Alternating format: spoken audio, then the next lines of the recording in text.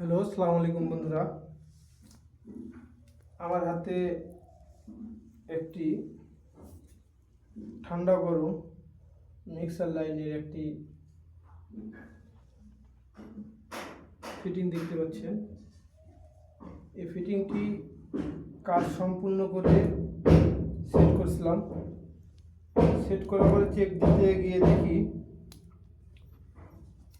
এই যে conceal stove চাবি আছে, চাবির গোড়াতে পানি লিকেজ করে। তো এই জিনিসটা আবারও খুলে সংশোধন করতেছি, কারণ নিজের ভুল নিজে যদি সংশোধন না করি তাহলে এতে কাজের দুর্নাম হয়। যার কারণে আবার কষ্ট করে আমার এই কাজটি ডাবলভাবে করে তা সংশোধন করতে হচ্ছে।